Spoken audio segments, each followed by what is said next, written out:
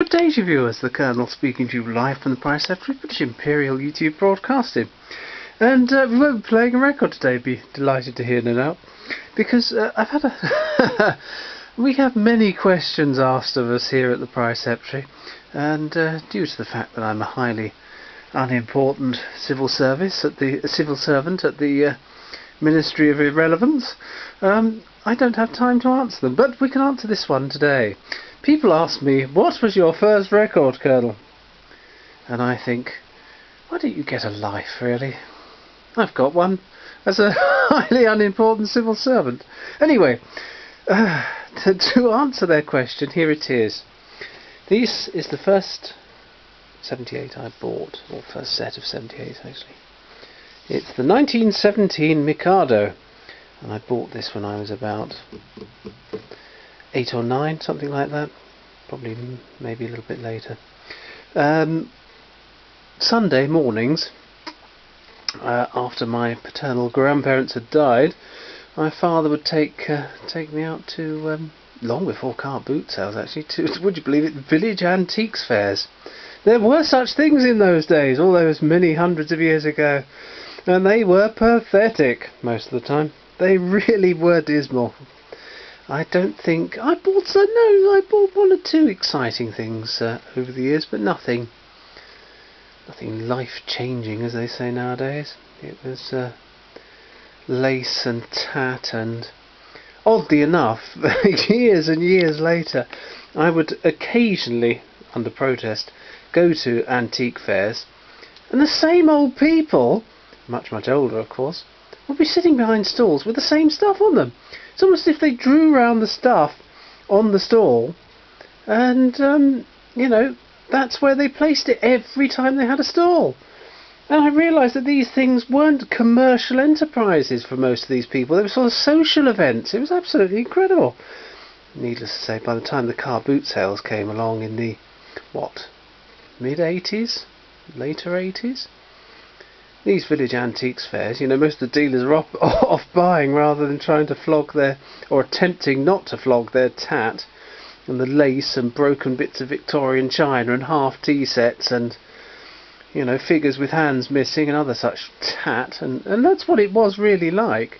And poor quality 1930s mantel clocks, and sometimes they were by Smiths, and jolly good clocks they were, but I still wouldn't buy them even then. Certainly don't buy them now. And this sort of tat, so you know, that wiped that out. And of course I started going to the car boot sales then. But this is what I bought at one of those antiques fairs, and this particular antiques fair all those years ago was at Slip End, which I think is in Bedfordshire.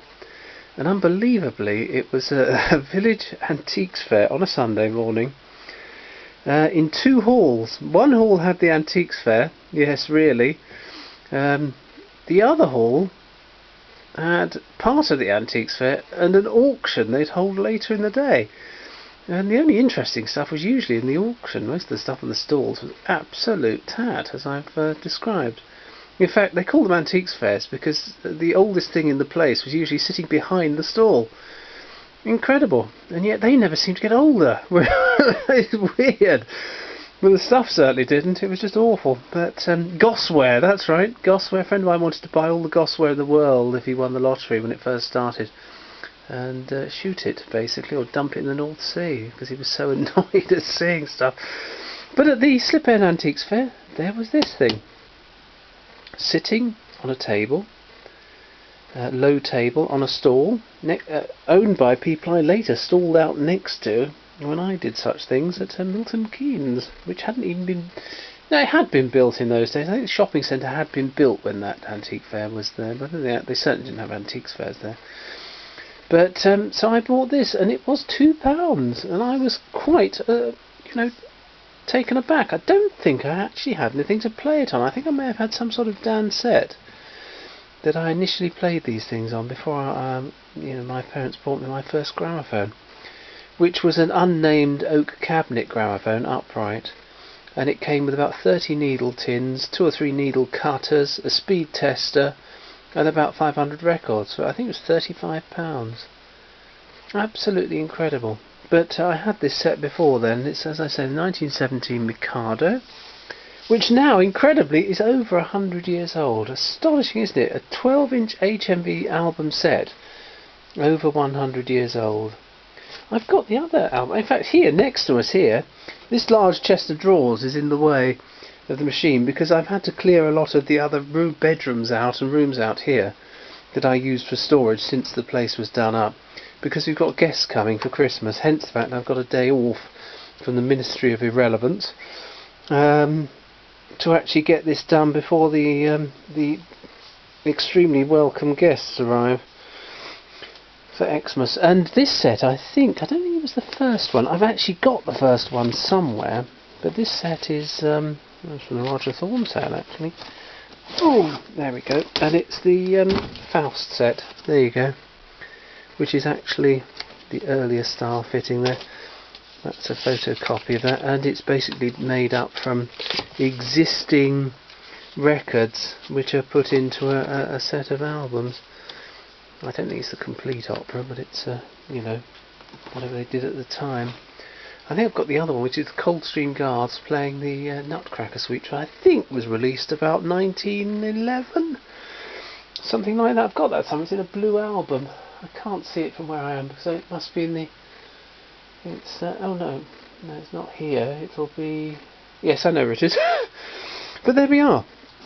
So people asked me what was my first set of records. It cost me £2. I was absolutely delighted to get the Mikado, because I was very keen on Gilbert and Sullivan even then, and I still am today. In fact, I appreciate more of the jokes more now, I think. So that's that. What's it worth today? Was it a great investment? Well, Proudy in his last sale, which was absolutely dire, he couldn't sell any of the expensive stuff, could he? Has all the money gone out of the gramophone business? Well, maybe, but people who viewed the sale weren't impressed with the Sheraton or the EMG, but then maybe they were a bit picky. Never know, it's all down to individual opinion, but the fact remains that no one put their money behind those items, and that is the most decisive factor of all. And he had a set, 15 or 20 of these sets.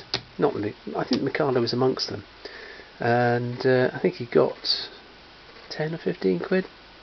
So, a great investment? No, but who cares? I've had 30 years, 30, 40, 35 years, 30, 40, 45 years, I'm telling you, to Harry Enfield, aren't I, of enjoyment for 2 quid. That's a brilliant investment, I'd say. And I'm absolutely delighted to still have them. A little bit tattier than they were when I bought them. It's in much nicer condition, but there we go. I've moved several times since those days. Don't know why they'd had to stick labels on there saying 5 when it's actually printed on the label.